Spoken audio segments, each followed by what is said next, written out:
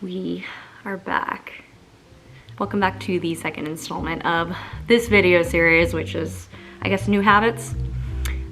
So let's talk about some of the habits that I want to bring into 2021, into the new year. So the first habit I want to bring into 2021 is 5-minute journaling.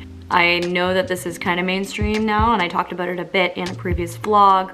But for those of you who don't know, a 5-minute journal is kind of a gratitude assessment that you do at the beginning of each day, and then you check in at night before you go to bed.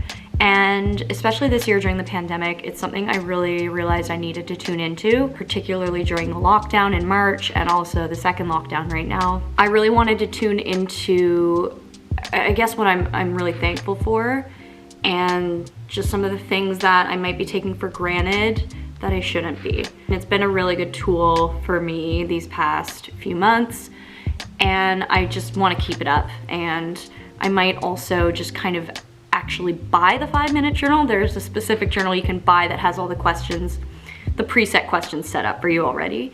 What I've been doing is just doing it within my bullet journal and writing out the questions each time, but I might bite the bullet and just get the actual 5-minute journal.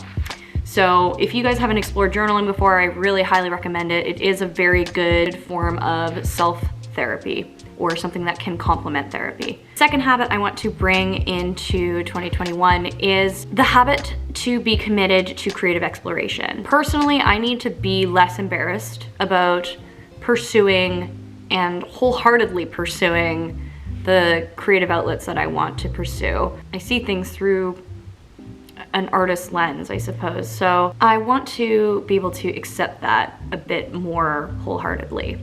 So this kind of piggybacks off of my previous video. I talked a little bit about how I start and end my day on my phone. So I also want to incorporate a new habit to replace the habit of being on my phone before I go to bed and when I wake up. So I want to read more, and I actually have been slowly adding this into my routine. I usually take my Kindle to bed with me, and it is the best way to fall asleep because I just read a few pages or a few chapters of whatever book it is I'm reading. And I'm trying, it's harder in the mornings for me to get up and not pull out my phone right away.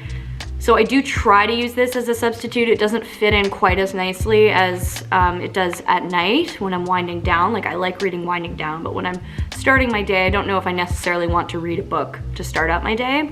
But I'm working on it, and that's definitely something that I want to continue doing. Like in 2020, I read, I think, 2 books, and I only got this in October. So over the last 3 months, I guess, or 2 months really, I have read 2 books.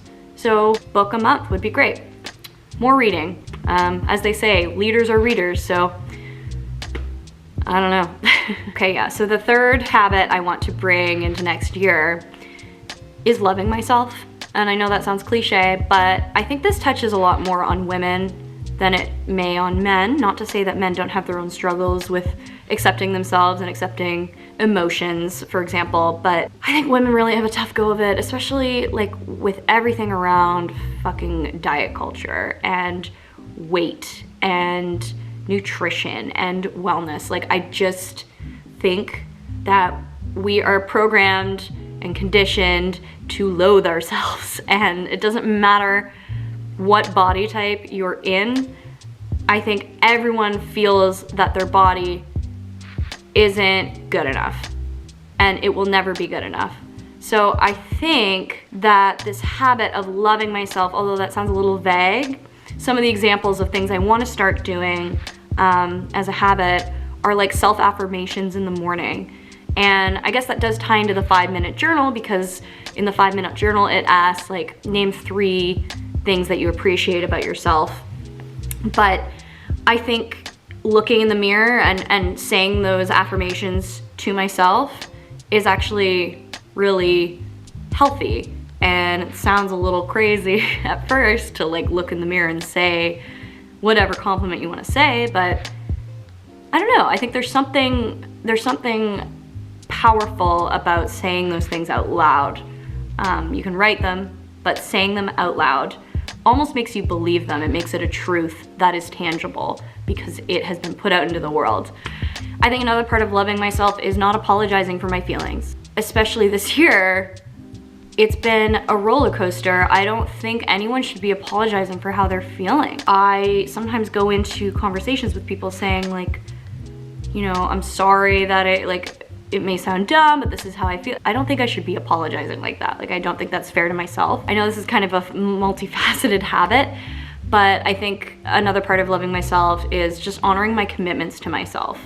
I think it's actually really damaging to your self-esteem when you make a promise to yourself and then you break that promise. Even if it's just something as easy as going to bed early at a decent time, all of this contributes to the whole picture of loving yourself and accepting yourself. Then the fifth habit I want to bring into 2021 is actually being present. And that may be easier said than done, but with so many uncontrollables this year, I've tuned in more than ever to what the things are that I can control rather than the things I can't control. There is no point in worrying and stressing about the things I can't control. It's really liberating to know that you are in control of your reactions to what happens around you. As much as it may feel as though you can't choose, you can.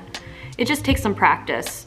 So I really just want to find strength in knowing that I'm in control of myself, and also that I just need to be present and just be grateful for the here and now. That kind of wraps up my habits. They aren't necessarily tangible habits other than the one about reading more, but I think they kind of encompass what 2020 was about, some of the struggles that we've all kind of seen in this year. So I'm wishing you happy holidays, whatever holiday it is that you celebrate, and Happy New Year.